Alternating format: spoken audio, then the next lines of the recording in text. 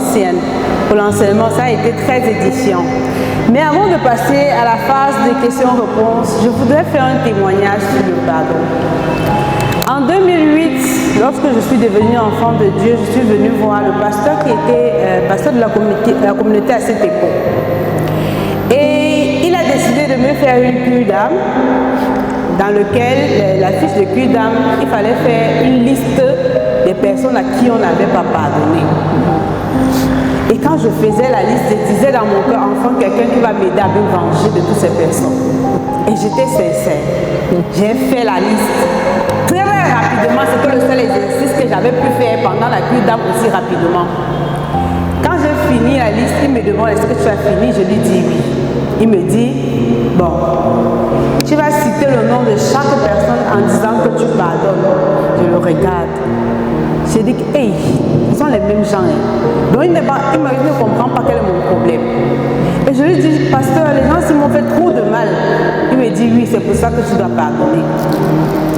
Et il m'explique, je dis ok, il n'y a même pas de problème. Si je lui dis que j'ai pardonné, après je n'ai pas pardonné, quoi faire? Je me mets devant, je cite les noms, je dis j'ai pardonné Seigneur, je pardonne à tel Seigneur. J'arrive sur un nom. Je dis que le nom, c'est pasteur, il ne peut pas dire ça. Il dit que non, comment? Je dis que c'est la personne qui m'a le plus blessé ici. Il dit non, tu dois pardonner. Justement, si c'est cette personne, tu dois pardonner. Je dis que pasteur, il ne peut pas. Il me dit que ok, si tu ne peux pas, on ne peut pas continuer. D'abord, quand tu es prêt à pardonner, tu viens. Je commence à pleurer. Il me dit c'est quoi le problème? Je dis que pasteur, j'ai l'impression que vous ne comprenez pas quel est mon problème. Il dit c'est quoi le problème? Je dis que la personne m'a fait trop de mal. Il dit ah bon, qu'est-ce que la personne t'a fait? Je raconte. Il dit que seulement ça. J'ai dit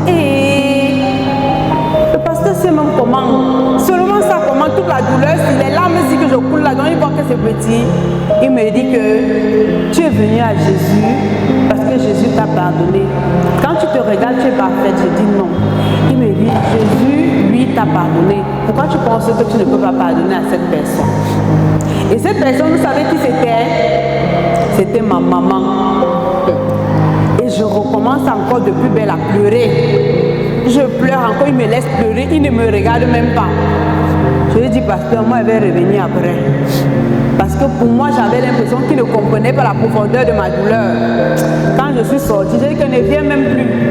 On ne comprend même pas les problèmes des gens. On dit que le pasteur me dit qu'il ne comprend pas quel est mon problème. Et je suis rentrée en pleurant. 2 jours après, il m'appelle. Il me dit qu'on avait rendez-vous aujourd'hui à 10h. Tu n'es pas venu. Il dit que le pasteur n'est pas encore pardonné. Il dit que, d'accord, quand tu vas pardonner, tu reviens. Sans rien me dire, je vous assure, sans me motiver, Et puis, je rentre chez moi, je vois la rancœur qui était pleine dans mon cœur. Et je rentre le lendemain le voir. Je dis, pasteur, je suis revenu. Il me dit que tu es prêt à pardonner aujourd'hui. J'ai dit que je ne sais pas encore. Il dit que mais si tu ne sais pas encore, tu rentres, tu reviens. On a rendez-vous mardi, tu reviens mardi. J'ai dit que pasteur ne peut pas venir ici pour rien. Il me dit que ok, entre allons, on va travailler. Genre, il me dit qu'on va commencer là où on avait laissé. Tu étais censé pardonner ici et tu recommences. Et par la grâce de Dieu, j'ouvre la bouche et je dis, j'ai pardonné à ma maman. Je vous assure que ma maman ne m'avait rien fait. Ma maman était une femme juste rigoureuse, qui n'acceptait rien. Et moi, je n'avais pas conçu ça comme ça parce que j'avais grandi chez ma grand-mère qui me dorlotait extrêmement et ma mère trouvait que c'était trop. Mais j'avais trouvé que c'était une raison pour ne pas pardonner. Mais par la grâce de Dieu, ce jour-là, quand j'ai seulement dit que je pardonne à ma maman, je vous assure que j'ai été libérée. Et j'ai commencé à parler du pardon. Là, on avait juste fait la dalle. Dès que je suis sortie du bureau du pasteur, j'ai commencé à parler du pardon. J'ai dit, j'ai dit, il faut pardonner. Après qu'elle rentre, intérieurement, elle dit que comme tu as un peu prononcé une parole de pardon, tu es devenue une enseignante en pardon. Et sincèrement, je me sentais légère et libérée. Et par la suite, il m'a dit, rentre à la maison, prends une feuille, écris le nom de toutes les personnes que tu continues à porter dans ton cœur, dis que tu les as pardonnées, déchire, jette les personnes vers qui tu peux aller, va vers ces personnes. Si tu ne leur parlais plus, parle-leur et dis-leur que tu leur as pardonné. Et je dis que l'exercice c'est encore quoi. Donc je vais encore aller vers les gens qui m'ont blessé pour dire que je pardonne. Je n'ai pas pu. Je crois 2 ou 3 ans après, on avait un thème dans cette paroisse qui parlait du pardon, de la réconciliation. Et on a fini un enseignement ici un soir, je pense que c'était le pasteur Abessine qui avait prêché. Je suis rentrée chez moi, je me rendais compte qu'il y avait encore des personnes dans mon cœur que j'avais quand même gardées malgré le fait que j'étais enfant de Dieu. Et j'ai vu un frère, je lui parlais de ça, il m'a dit que mais est-ce que tu sais que beaucoup de tes portes peuvent être fermées à cause parce que tu as emprisonné les gens dans ton cœur? J'ai dit pardon. Il me dit oui. Il dit que non, peut-être tous les problèmes que j'ai maintenant c'est à cause de ça.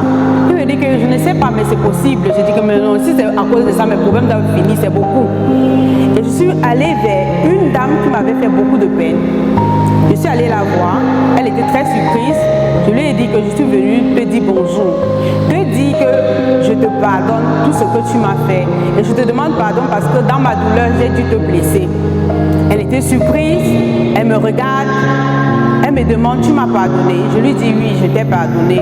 C'est tout ce que je voulais te dire. Et quand je me suis retournée, véritablement, je me suis sentie soulagée. Je me suis sentie libérée. Je fais ce témoignage pour dire à beaucoup d'entre nous que nous sommes nombreux parfois à porter consciemment ou inconsciemment des personnes dans nos cœurs et nous refusons de les libérer, de nous libérer et de vivre dans la rancœur, l'amertume parce que quelqu'un nous a fait du mal. Jésus a tout porté sur la croix et il est important donc de libérer ces personnes, de nous libérer nous-mêmes. Merci. Je vais prier Écho Céleste de chanter, mais avant, nous prions les uns les autres d'envoyer les sujets de prière, les questions pour l'enseignement. Il y a également un panier pour les sujets de prière. Lors des offrandes, nous déposerons nos sujets de prière dans le panier qui est là. Écho Céleste.